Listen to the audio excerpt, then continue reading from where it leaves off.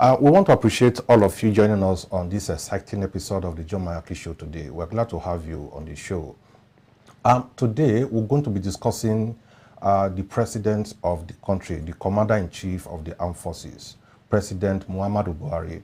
I'm aware that the governor of Kaduna State has said the president is not aware that there are plots, there are threats to kidnap him by bandits, terrorists, whatever you call them. The Kaduna State governor has simply affirmed that the president is unaware of the reality in the country. That singular saying that he informed the president of the plot to the threat on his life simply tells you that the president seems not aware of what is happening in the country. Nigerians are saying that the infiltration of the nation's landscape by bandits and terrorists was an indication of government's failure. That is what, don't forget, that the Minister of Information, Lai Mohammed, described the threat by terrorists to kidnap the president as laughable. He said it's not something to be taken seriously. Don't forget they attacked the president's convoy in Castina about 2-3 weeks ago, and a lot of things have been happening around Abuja. In terms of the economy, where the exchange rate of the dollar is to the naira is now 7.10, the Minister for Finance is saying, that is Zainab Ahmed, is saying that Nigeria economy is doing well, and that in fact she used very well, far better than the previous administration. That is quite interesting too. It seems she doesn't also know that the dollar rate has gone up and that the economy is in bad shape. I'm not sure she knows. Meaning she's also not aware of what is happening in the market, what is happening on the street. What further drove home the fact that President Muhammadu Buhari is always not aware of the reality on ground, especially in the country, is the disclosure of Governor El-Rufai that the president was not aware that terrorists threatened to kidnap both himself, the president, and the governor. El-Rufai said he was with the governor of Zamfara State, Bello Matawalle, when they broke the news to the president. And that was about 3, 4, 5 days after a video emerged online that the terrorists were boasting that they will come after the president and the Kaduna State governor. Anyway, we do not take the threat of the kidnappers or bandits, terrorists very likely. No Nigerian take it lightly at all.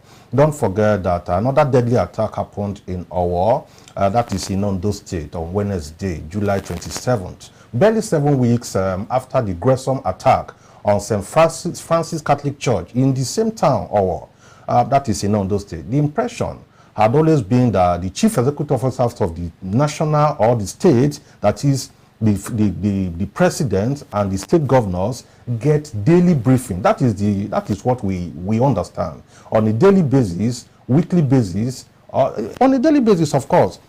If the security officers are not coming to talk to you on what is happening in the state or in the nation, your advisors will be telling you something. Your media aides will be telling you something, that this is the situation. At least you get briefing so that you know what is happening in the country or in your state. Had it not come from the governor, that is Governor El-Rufai, it would have been very difficult to believe that the president was not aware. In fact, if it were not from the governor, nobody would believe that the president was not aware that he was under the radar of would-be kidnappers. The president will know. Yet, those around the president were very much aware. They are very much aware of this fact. Why didn't they bring it to his attention? Let me flash your mind back. That President said in March 2018, he admitted that he was unaware of the IG, that the former IG, Ibrahim Idris, did not comply with his instruction to relocate to Benue State. The president said so. He said so when he visited the state following a deadly clash between the farmers and herders. According to him, he said, I'm not aware that the IG didn't spend 24 hours in the state as directed by me. I am getting to know this now in this meeting, the president said. I am being joined by Idris Zekeri from Lagos. Idris, you have been following up the situation in the country. What do you make of this?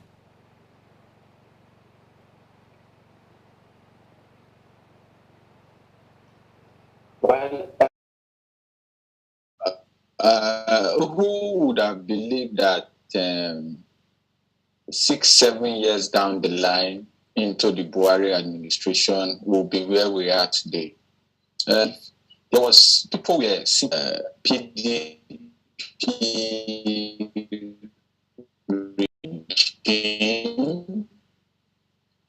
that had ran the country before then and had ran it like it was a cabal. They even boasted then that they will run the country for 60 years uninterrupted.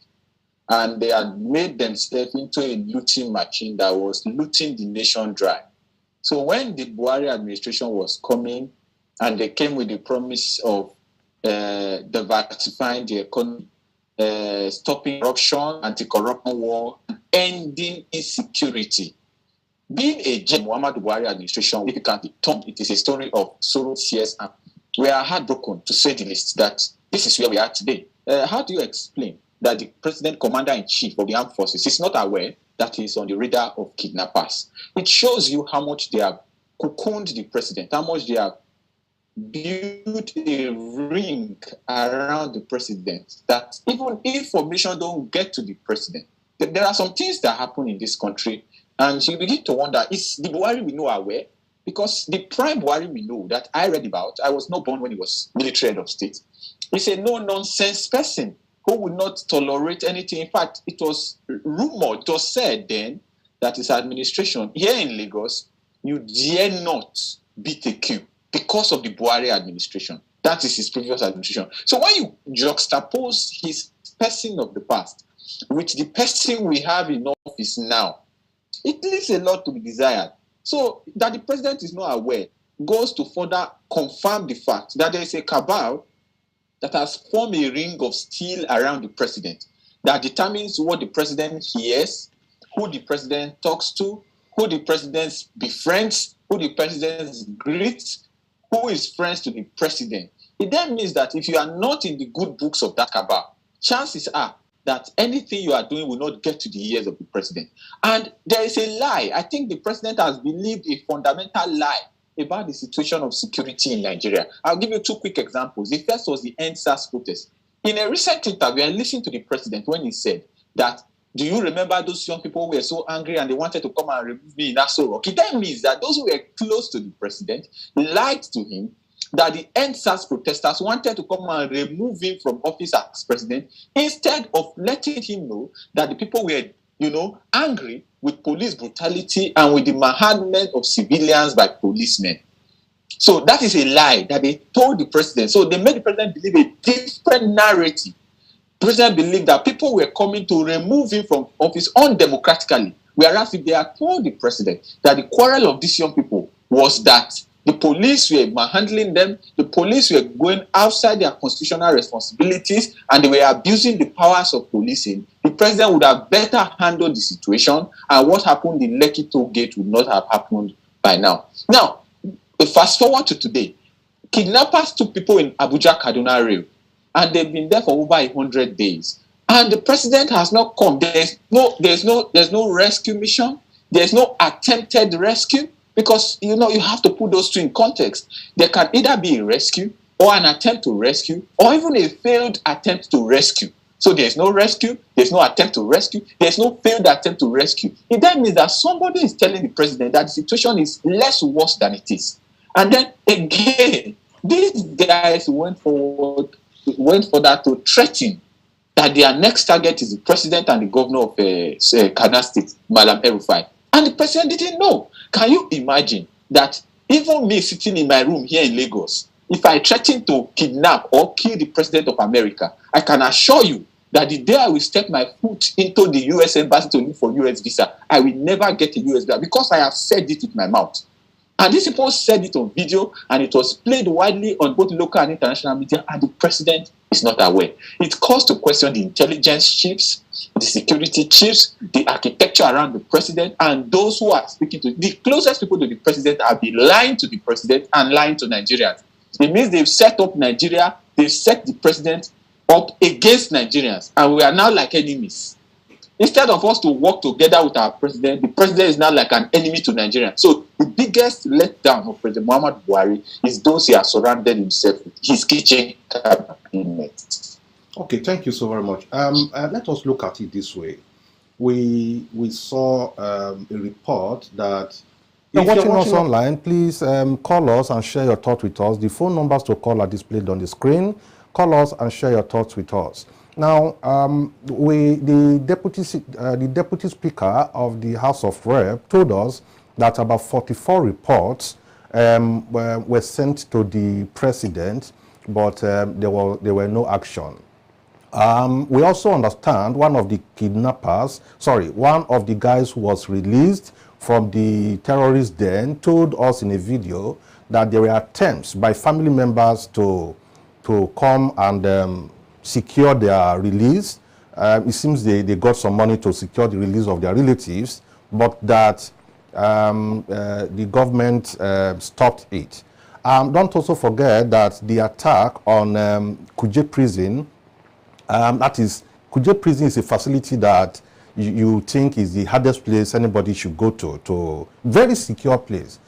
These guys, they came from wherever. I'm not sure they came in from Sambisa Forest. I'm sure they came in within any of the surrounding states. You see that they're in Abuja here or within the surrounding states. So meaning they traveled 1 hour, 2 hours, 3 hours before they got to Kuje prison. What do you think happened that they could not, during the process of this raid in the prison, Kuje prison, nobody attempted to repel them, none. As we speak, they've not been traced. As we speak, none has been arrested. What do you think is exactly the problem?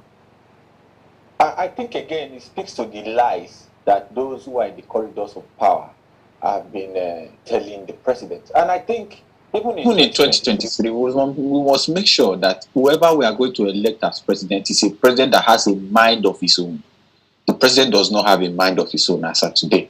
Now, let me properly contextualize the Kuje prison attack. The Kuje prison is a medium security prison, but that is in terms of capacity, in terms of the number of people it's able to hold. But it's a maximum security prison in terms of the security of that prison. That is one. Kuje prison is one of the newest. It's one of the newest prison facilities in Nigeria, if not the newest. I mean, Abuja is the youngest city in Nigeria.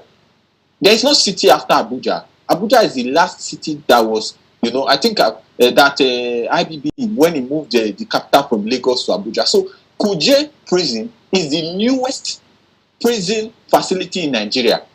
Kuje prison is Nigeria's equivalent of the Adax prison in the United States of America. The Adax prison in the United States of America is where Pablo Escobar, the renowned drug lord, is kept. That is where you have some of the most dreaded terrorists, criminals, people who are not supposed to even be close to society. Now, on top of that, Kuje prison is also a prison for the very important persons in Nigeria. Inside Kuje prison, we have at least 2 or 3 former governors. We have a former police chief, DCP Abba Kyari. We have several high-profile individuals. As we speak, Ahmed Idris, the accountant general that stole 109 billion naira, is in Kuje prison. Imagine that a man who stole that kind of money is kept in Kuje prison, and bandits come, attack Kuje prison, and now kidnap him from the hands of Nigerians. Because think of the amount of money with him, and they demand, any amount they demand, they will get. So for us to face that kind of embarrassment, and let's now even say, okay, I mean, God is the ultimate security.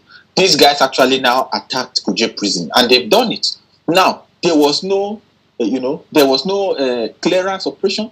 There was no arrest made. There was no, hunting down of the criminals. There was no recovery of the very dangerous Boko Haram suspects. Very dangerous as 10, 15 years ago. Those Boko Haram suspects that bombed the United Nations building in Abuja. Those Boko Haram suspects that bombed the church, the Catholic church in Madala, those Boko Haram suspects that bombed the Christmas Day bombing of the motor park in Nyanya, suspects from that year were kept in that facility. And as we speak, that facility is this facility that also holds the notorious Kabiru Sokoto. Kabiru Sokoto is the guy who has a hand in the kidnap of the 300 Chibok girls that brought global condemnation to Boko Haram and helped in blacklisting of Boko Haram in America as a terrorist organization. And a facility that holds such high-profile criminals. Now, it is attacked. First of all, it is attacked. It's an indictment on the part of government and on the part of the security agents. Let's now even agree that it's attacked. What has been the response of government post-attack? After the attack, what has been the response? Absolutely nothing. Nothing has happened. Nobody has been arrested. Nobody has gone in for questioning. Nobody has been taken to court. In fact, Mr. John, nobody has lost his job. That is where we are as at this material time. So, I don't know if I should say we should pray, but only God will only do for you. God cannot do for you what you will do for yourself. So we must continue to speak out in this manner and interrogate the issues. And if we have the ears of those in power, in the next few months, we may no longer have a country we call our own. Most of these people will fly to Dubai. They have private jets. They will fly to Dubai. They will fly to the US. They will fly to the UK. It will be left between me and you. And these Fulani herdsmen, I am very specific. Fulani herdsmen. I'm not saying bandits. I'm not saying herdsmen. I'm saying Fulani herdsmen. I'm ethnicizing it. Why? Because there is proof, there is evidence that these people are from a particular ethnic group, the Fulani ethnic group, that are not even indigenous to Nigeria, that are not aboriginal to Nigeria. Most of these guys are not even Nigerians. They are from neighboring countries, Chad, Niger, up to as far as Mauritania. They come here with armed with AK-47, killed even the Hausas that are the owners of the land, killed them, destroy their farmlands, destroy people's lives. They walk on the road with so much freedom. I saw a video yesterday, for instance, maybe I will give you the link to it, from Lokoja to Abuja Lokoja Road, where these guys were on top of bikes, over 30 bikes, carrying three persons each, all armed with AK-47 for that stretch of road. And people were driving, buses were driving past them. It means they were not bothered with the buses. They are going for a big target in Abuja. And once these guys successfully take over Abuja, they've taken over the sovereign of the land. Imagine, how do you explain that these guys also ambushed the Guards Brigade? For those who don't know, the Guards Brigade is the most elite, is the elite of the Nigerian army. Because it's the elite of the elite that protects the president.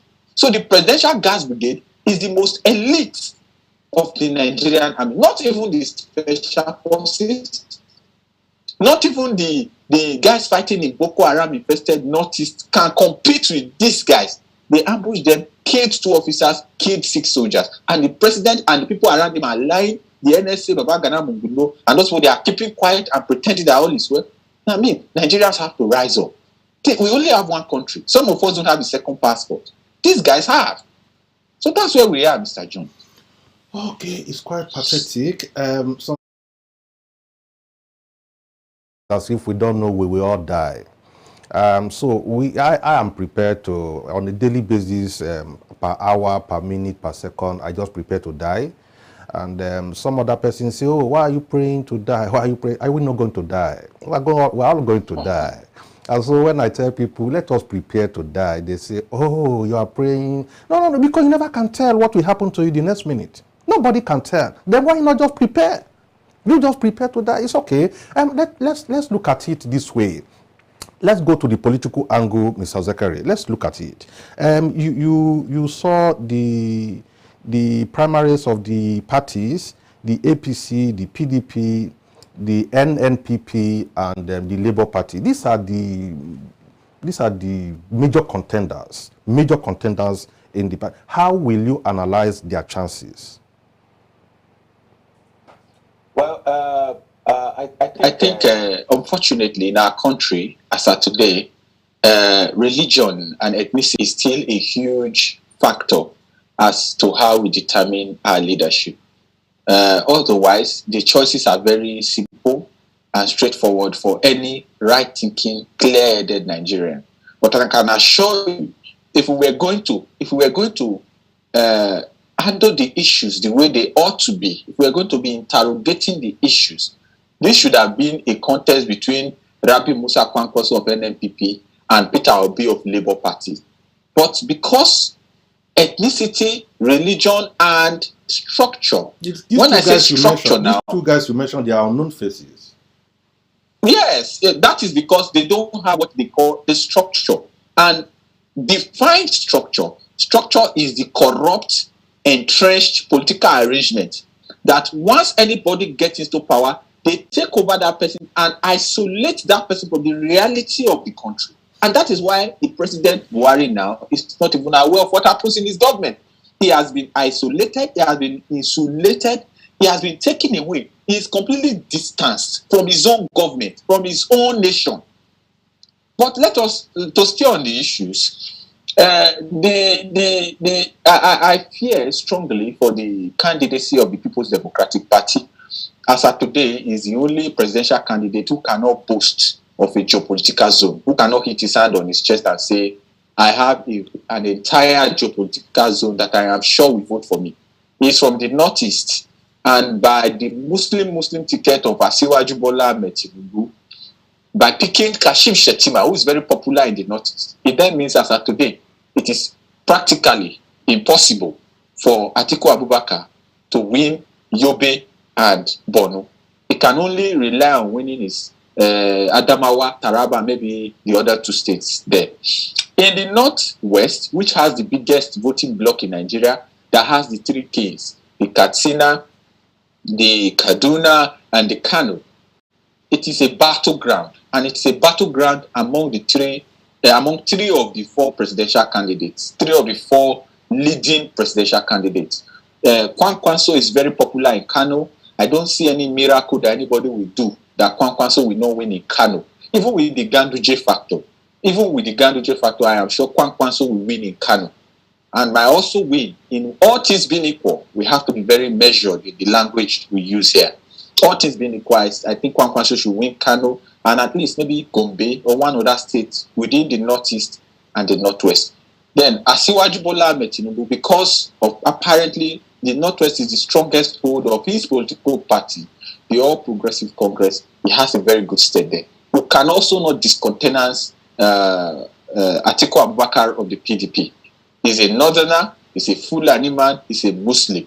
Whether you like it or not, those factors, till today, those primordial factors play a role in the decision of majority of Nigerians to elect their leaders. All you need to do to confirm this is to go on Facebook and go to the Arewa forum, see what they are saying there, go to the Indigbo forum, see what they are saying there, go to the Oduduwa forum, see what they are saying there, then you will know that primordial, ethnic, religious sentiment are still part and parcel of our political life in 2022, sadly so. Now, if you come to the Southwest, Asiwaju will have a field day. However, where Asiwaju is supposed to have the biggest strength is where he has the biggest weakness, which is Lagos. One would expect that having been former governor of Lagos and having been a Lagosian, he should have a field day in Lagos. But where this same Lagos that is supposed to be his biggest strength is his biggest weakness. I see him winning, but with a marginal victory. Whether anybody believes it or not, if you had gone to Tafawa Balewa Square the other day when they were doing PVC registration, you would know that the Obi tsunami is taking over most of the Southwest, especially Lagos. The Igbo voters, the educated Westerners, those of us who are non-Westerners living in the West, some other factors, they are working against the traditional stronghold of Asiwaju Bola Ahmed Tinubu. Just today, I got information that in a Catholic church here in Lagos, where they were doing permanent voters registration, some thugs went there to disrupt the program and cut away INEC PVC registration machine. It then tells you that somebody is already scared because there's already this popularity contest between Peter Obi and Asiwaju here in Lagos. And here in Lagos has the second highest number of voters in Nigeria second only to Kano, and the highest in southern Nigeria. Now, let's again the issue. No, of I religion understand the PVC collected in Lagos now is about 11 million, which is yes, higher than by Kano. far. Since the Obi factor came into the frame, there has been a surge. You can't tell if it's Obi factor. Can you tell? If No, I can tell you that for free. After the primaries and Asiwaju emerged, Obi emerged, Atiku emerged, you could see where it is tilting. You just have to go to the streets. I don't drive in Lagos. I use public transport. And when you speak to them in the buses, you hear a lot of persons. People are tired. When you go to Computer Village in Ikeja, I've been there recently, you hear.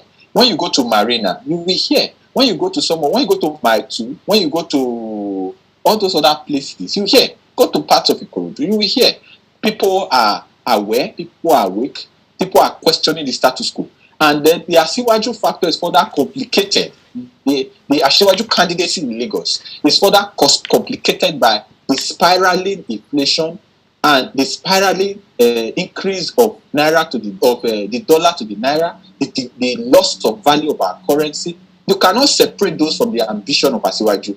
And Lagos is a very cosmopolitan city, has a mix of a lot of persons. So he will have a lot of challenges in Lagos. He may likely win, but he will win with a very marginal victory. I see Peter Obi having a very strong showing. Now, that leaves us with just with two other geopolitical zones, the South and the Southeast. I think the only person as of today that can hit his hand in his chest and say he has an entire geopolitical zone, nobody is going to contest it with him. He's going to win if they conduct the election 100 times. Is Peter Obi in the Southeast. The 5 states of the South, I can assure you. He has no governor there. He has no senator there. No, people have to realize that this so-called structure, it has started failing. If INEC conducts a free and fair election, structure will fail you if you are not popular on the ground. It happened in Ekiti, in Osun. In Osun, it was not structure that delivered their delegates. People voted for their delegates because they believed in him, whether rightly or wrongly. I have my own opinion about his candidacy, but people voted for him because they preferred his candidacy. In the Southeast, the Obi movement is like a cult. It's like, and those who are members are far greater than the Angel Gabriel, and you come and you're not talking about Obi, you are lost. Nobody takes you seriously. That is the situation in the Southeast. People are, every day we get it, I come from. The biggest swing state in the South, the swing state of the South is Edo. Usually, Edo votes opposite where the other South states are voting. If you have been following, usually the party who loses in Edo loses with a small margin compared to the other party that wins. PDP has always won in Edo, but today I can tell you that in the streets of Edo, Labour Party has completely taken over without structures. Without structures, people are using their money, people are using their time, people are using their efforts to push the Labour agenda in Edo State. And I can tell you for free, the only place that APC will be hoping to get votes in Edo State is Edo North, where I come from, because of the Adams Oshomole factor. And I am aware now that they are planning to give him the Director General of the Tinubu campaign organization. It will help them in Edo North. But Edo North is just about 30% of the voting population of Edo State. If you remove 30, you still have 70 to fight for. Benin City has about 50% of the voting population.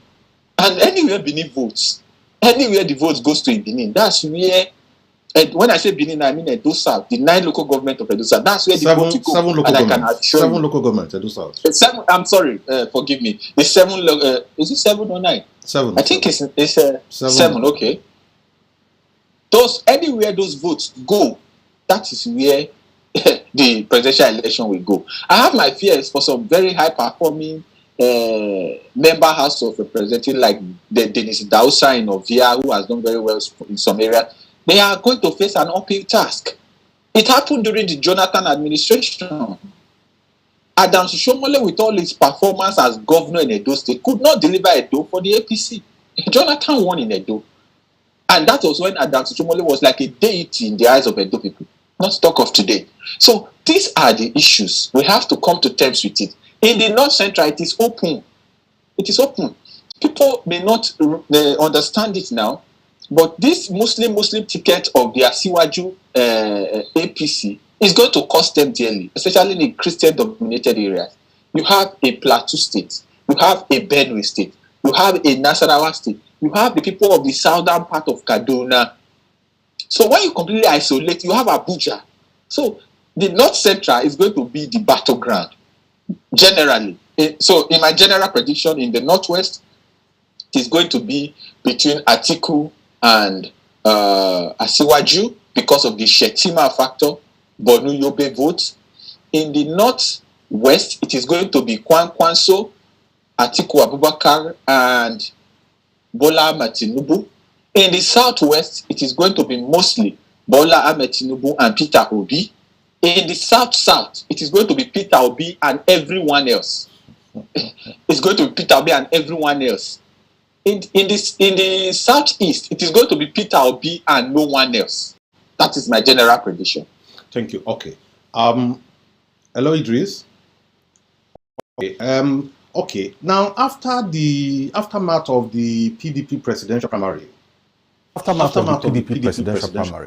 there were a lot of crises in the PDP, and Wike wasn't happy about the outcome of that primary. And today he has opened up to say he is not a slave and that he will never be a slave. That comes with a lot of meaning. He said he's a freeborn of the country. He will never be a slave. Who is trying to enslave him in the PDP? What exactly is happening? What is Wike seeing that we are not seeing? It seems something is happening. Is Wike trying to say that after Muhammadu Buhari's 8 years, Atiku cannot have another 8 years if he wins, and that makes him a slave? Something is wrong somewhere. He wants power shift to the south, and he tried to get the presidential ticket. He couldn't get it. Something is happening. Something is fishing. Something is cooking somewhere. As if Atiku, Wike is saying he doesn't want to be a slave. He spoke at the airport in Port Harcourt, in Rivers State today, shortly after he returned from a foreign trip. He accused the former vice president of telling lies against him, as well as using some chieftains of the main opposition party, the PDP, to spread falsehood against him. That was what he said. He said he has decided to be quiet. He said he has decided to be quiet because PDP is a party is so much love. He so much love PDP. Governor Wike said he has moved on to conclude his social contract with the people of Rivers State. He said he has moved on to conclude his social contract with the people of Rivers State. He said, however, it was time to let Nigerians know the truth. There's truth. There's something somewhere Wike hasn't told us, especially being a slave, and that he will never be a slave. Wike needs to tell us a lot of things. He said the speech by Atiku Abubakar on the day he unveiled his running mate, that is a Delta State Governor, Ifeanyi Okowa, Atiku said made a lot of lies against him. He's not happy about that. There are a lot of lies that Atiku... I mean, how do you expect a presidential candidate of a party to tell lies? We don't expect that. Don't also forget when he appeared on Arise TV, Arise TV, he also made a lot of comments that other political parties like the APC and Peter Obi himself have also contradicted that, no, Mr. Man, PDP governorship presidential candidate, you lied. That is what the Rivers State governor is saying now, that Atiku lied against him. I mean, a presidential candidate lie? Anyway, the governor has vowed to respond. He said he's going to respond to both the party's flag bearer and the party chieftains, who he described as Atiku's attack dogs, one by one and line by line in due course. Wonderful. Line by line, one by one in due course. He said posterity will not forgive him if he failed to set the record straight. Atiku is talking, Wike is talking. And he promised to clear the air after commissioning of projects in Rivers State. He said he has lined up a lot of projects. He needs to commission them. After that, he is coming to make sure that he replies to Atiku and some of the attack dogs of Atiku. Wike said the former vice president came to his house to beg for support, but he's disappointed that suddenly after the election, he doesn't know the way to his house again. He has forgotten the way to his house. He went further to challenge anyone to identify that he or she was sent by the PDP candidate to speak to him about the issue of the PDP and the aftermath of the party presidential primary. Governor Wike is not happy. He's setting up an idea of a committee. He said the idea of a committee by the PDP is only being seen in the media, and insisted that he will remain in PDP. He said he was going to remain in PDP and help rebuild the party, but added that he is not a slave and will never be a slave. Idris, what do you make of that? What do you think? Being a slave and never wanted to be, doesn't want to be a slave. What is it? A governor? He can't be a slave. I watched the short 13-minute interview by Governor Nyesom Wike this afternoon, and honestly, he said so little, but he said so much. Oh. You know, if you look at it with your second eye and your third eye, you will see that he has said a lot. Now, let's go back to the basis. The PDP as a party, it's unfortunate that it's a party that has refused to reform itself. It's a party that collapsed on its own weight in 2015. Until date, the same factors that led to its collapse are the same factors that are besetting that same party today. A party that is hopelessly corrupt, a party that is confused, a party that behaves in a manner that they act as though they don't have value for the people, a party that believes in cash and carry, a party that believes that it is give and take. That is why, how else do you explain that an Atiku Abubakar said it on national TV? They asked him, how are you sure that you win the next primaries? He said, has he ever lost the primaries? He knows the language that the PDP understands, and he speaks that language. As soon as you speak the language that the PDP understands, they will reply to you, and that's what has happened to Wike. No doubt about it. Now, in 2019, when Atiku won the primaries but lost the elections to Muhammadu Buhari, he left the PDP and left the country for 2 years and 6 months. He left, abandoned the party completely. In 2015, he was not in the party. Take your mind back. In 2015, he contested for the president under the APC with Muhammadu Buhari. Somehow, the APC stalwarts, they were able to counter his dollar power, the depth of his pocket, and elected Muhammadu Buhari to be their the standard bearer of the party.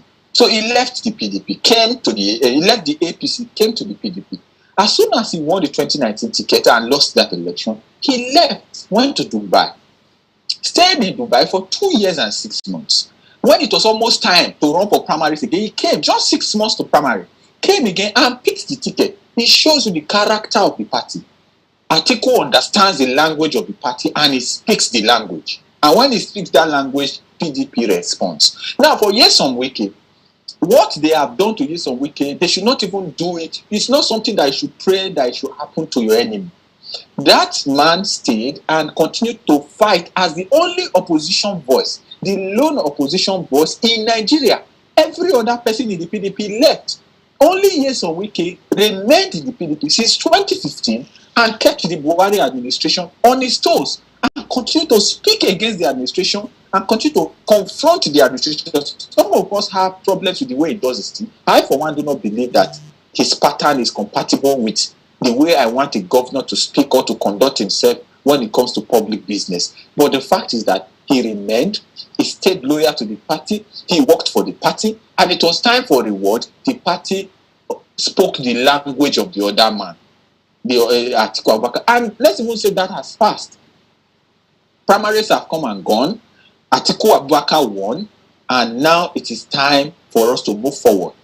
Going forward, you see the way they have attempted to isolate him from the party. Those who did the Southern Declaration that power must return to the South, that was hosted in Asaba by the Delta State Governor, Dr. Ifeanyi Okowa, he is now the ultimate beneficiary of moving power from a Fulani president to another Fulani president by picking the VP candidate. Now, one would expect that with the kind of showing and with the kind of contribution, with the kind of work Wike has done for PDP, the vice presidential candidate should be his to refuse. He should have the right of first refusal to the VP ticket. But they didn't see that way. They even set up a committee to elect or to select a vice president. 14 voted for Wike. 3 voted against Wike. Atiku cleared that point to say there was actually no voting. But you have heard now that he is lying. Wike has said it's a lie. Governor Otom, who is the chairman of that committee, the people we are talking about now are not dead people. We are talking about people that are alive. They are alive, they are kicking, they are there, they are accessible. Governor Otom, who is the chairman, who was the chairman of that selection committee, said that they voted. Let me quickly take your mind back. Governor Otom was also the chairman of the committee that was to decide if the PDP should zone its ticket to southern Nigeria. Governor Otom then told us that the vote favored that the ticket should be left open. Do you remember this scenario that played out? Yeah. This phenomenon? This same Governor Otom that chaired the committee whose ultimate beneficiary was Atiku, because if the ticket had been zoned to southern Nigeria, Atiku would not be in the picture. Now, this same Governor Otom who chaired that committee that said the ticket should be thrown open is the same that chaired the committee to pick the VP candidate for the party, and 14 voted for, 3 voted against. If you know you had your preferred candidate, why set up the committee? Because you want to reduce Wike, you want to demystify him, you want to bring him down. And by bringing Wike down, you are not just bringing Wike down. There are a lot of Southerners who Wike carry their aspiration. A lot of Niger Deltans who see Wike as the sole proprietor of the aspiration of the Niger Deltan and of southern Nigeria, who see him as the strongest politician from the southern part of the country right now. And we will thoroughly, especially in the PDP, the strongest politician from the southern part of Nigeria in the PDP. For you to rubbish him in that manner and then come on TV, Wike is easy to speak to. You have his number. As I think if you call Wike, we pick your call. Before talking to you, you have already spoken to Arise to make outlandish statement. Not only did you stop them, like Wike called them his attack dogs, former Governor Muazu and some other persons started making derogatory statement, trying to reduce him, trying to, attack him in a way that it's not gentlemanly. The man has tried to be patient. The Wike we know is not a quiet person. He has tried to be quiet. Now he's going to speak. We are waiting for him to speak. And when he speaks, I believe that we will also come to this platform to discuss some of the issues in the race. I can assure you that if they do not prevail on him not to speak, if Wike speaks, that may mark the beginning of the end of the People's Democratic Party. Okay. Now let us look at what is happening in your state, our state, Edo State.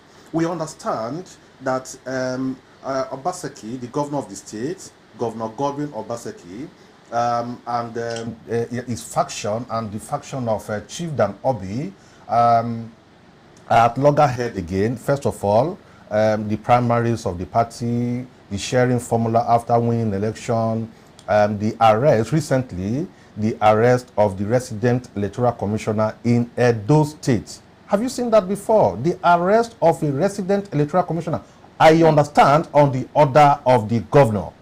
Is it possible? I understand that the governor ordered for his arrest.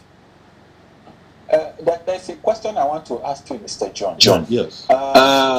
If, for example, for any reason whatsoever, the president of Nigeria orders the arrest of the chairman of INEC, what would be the reactions of Nigerians? Public outcry. Public outrage. The Femi Falanas of this world, the Deji Adeyanjus of this world, the Omoyole Soweris of this world, all the activists, all the Nigerian Labour Congress, the Trade Union Congress, the Nigerian Bar Association, all these pressure groups in Nigeria will come down heavily on the president. Because INEC is sovereign. That's why it's called Independent National Electoral Commission. It is not name, it is not fancy. It is what the Constitution intended it to be independent of any form of political oppression, any form of political intervention, whether to the right or to the left, whether positively or negatively. So if the president cannot order, for sake of decency, the arrest of the INEC chairman, what gives the state governor, in this case, those state governor, the right to order the arrest of the resident electoral commissioner? To put this in perspective, the resident electoral commissioner is the INEC chairman of Edo State. I mean, that is the layman's way of putting it. Is the equivalent of the INEC, the same way INEC chairman is to the nation. That is how the resident electoral commissioner is to Edo State. And why is this arrest, for God's sake? Internal party squabbles. As a governor, you cannot unite your party. Your PDP was a viral opposition. During the time of Adams Shomole, Chief Dan Obi, then the chairman of PDP in Edo State, was constantly giving weekly media briefing, tackling Adams Shomole on every issue. Some of the successes that Adams Shomole recorded as Edo State governor was due to the activism and the opposition and the constant engagement of Dan Obi and the PDP in Edo State. But this same PDP that was such a viral opposition, as a governor, having been kicked out of your own party for destroying your own party, went to this same PDP, and today you have destroyed the PDP in Edo State. As we speak, the PDP may not have candidates in Edo State. And even if they do have candidates, it will not be from the governor's faction. It will be from Dan Obi's faction. Because they are in the right, you are in the wrong.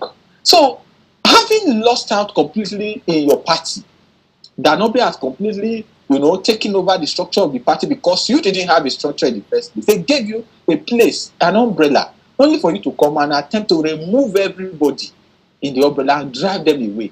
Look at the way he has treated Senator Matthew Rogide, who was one of his biggest supports.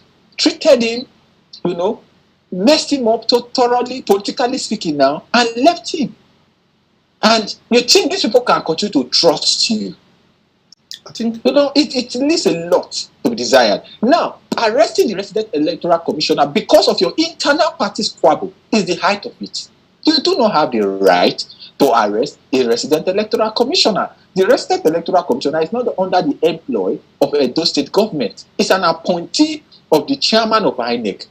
Even the chairman of INEC cannot even order his arrest unless he has committed a grievous offense. So why are you arresting the man? So, injustice anywhere is a threat to justice everywhere. Obaseki has spat on the Constitution of the Federal Republic of Nigeria. It did not start today. This is the same man who has a State House of Assembly that is supposed to be run by 24 members. He has been running it with less than 10 members for the past, going to 5 years now, since his first term. Since his first term in office. A State House of Assembly that should have 24 members. You have reduced them, and you have been running a state, taking loans, selling properties, taking decisions, borrowing on and on behalf of a state government with more than 60% of the state all represented in the State House of Assembly, including myself sitting here and you, Mr. John Mayaki, sitting there. I don't know if you have a state representative now. I still don't have.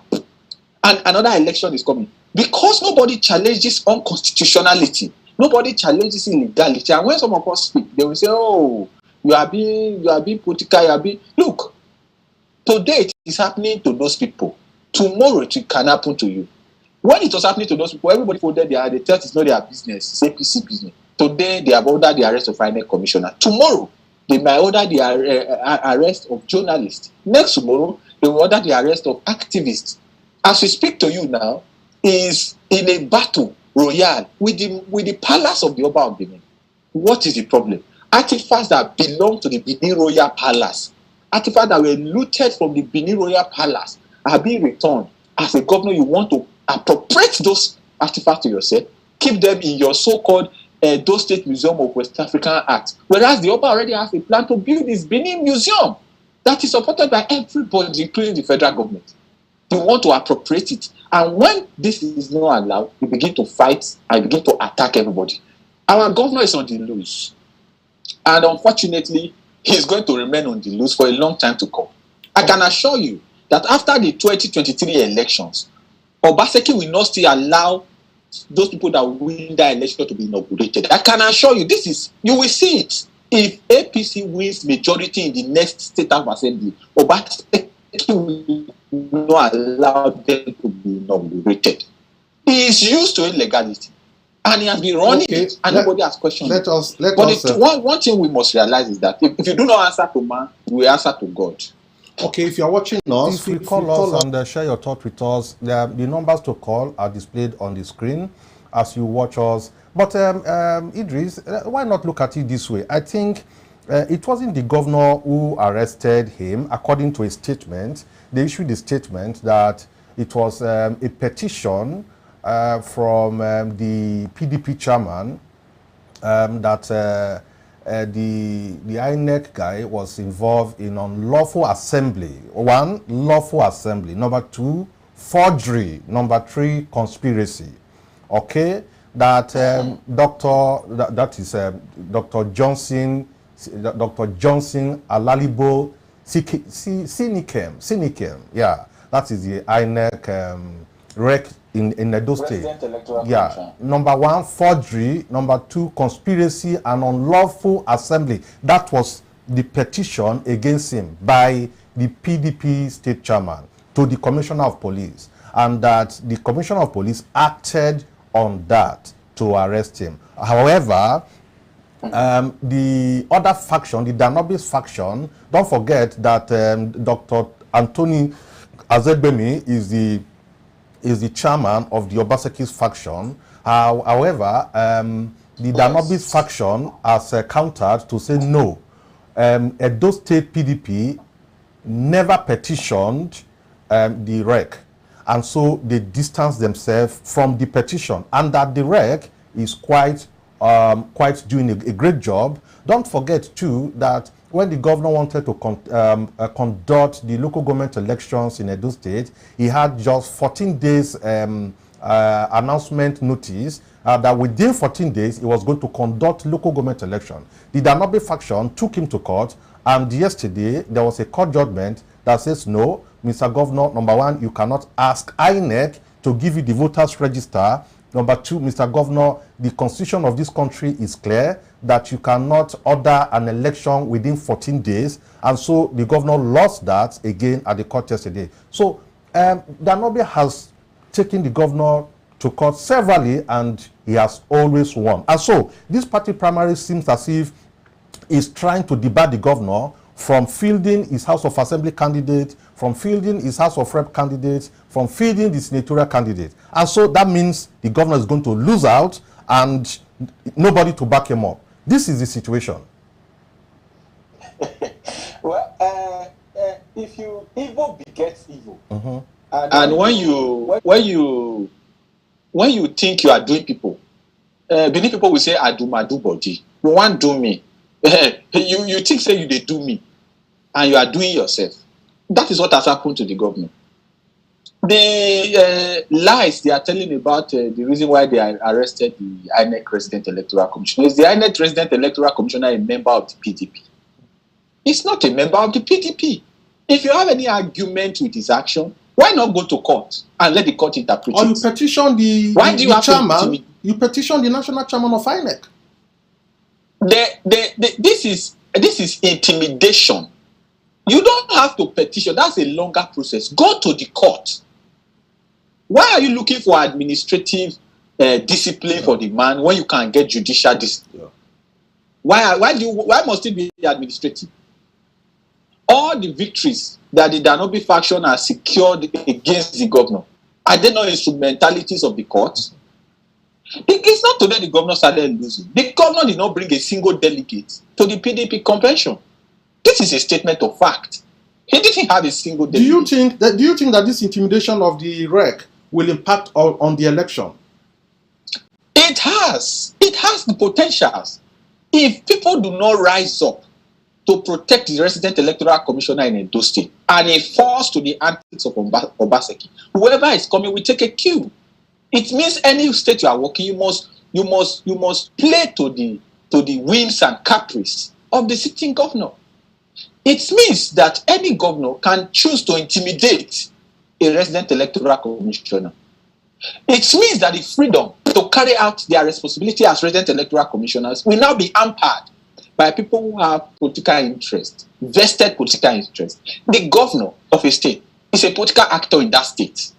So you cannot become you want to become a judge over a game where you are also a player. That is what is amounting to. Do you think the governor can extricate himself? It is something that we must avoid. Yeah. Do you think the governor can extricate himself to say? Do you think the governor can extricate himself to say he didn't order for the arrest of the man? That the commissioner of police was acting on a petition. That is the whole idea. The whole idea is for him to extricate himself and pretend like he knows nothing about the arrest of the resident electoral commissioner. But the facts are there. The Azegbemi-led faction of PDP is loyal to the governor. They take instructions from the governor. So who could have petitioned the resident electoral commissioner without the express permission of the governor? Who can order the arrest of a resident electoral commissioner if not the governor? No one else in the state has that power to order the arrest of anybody. If there are quarrels, if there are arguments about the activities, the actions of the resident electoral commissioner, one would expect that even in seeking administrative discipline, you petition the INEC chairman and let them take their internal disciplinary mechanism to handle the man.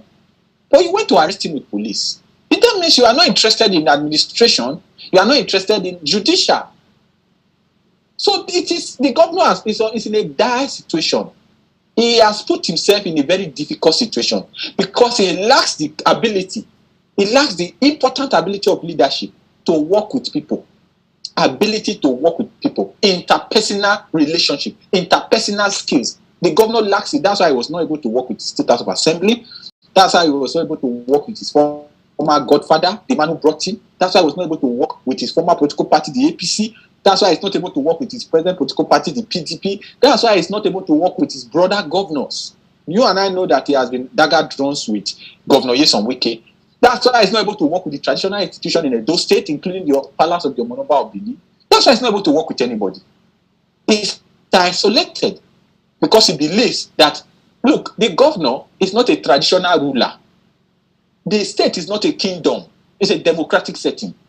And in a democratic setting, you must carry everybody along. All right. Now, before we go, finally, what is the situation in Nigeria when it comes to the poor man in the street? What is the poverty situation on the street? What is the cost of things in the market in terms of living, livelihood, feeding, and all of those? What is happening in Lagos?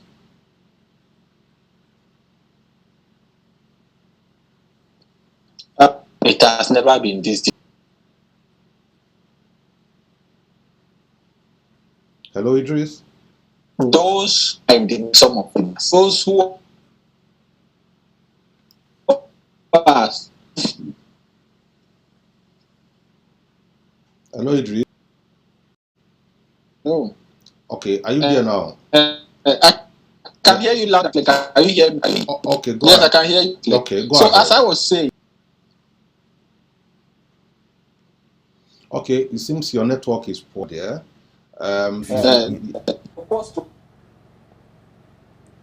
Yeah, go ahead.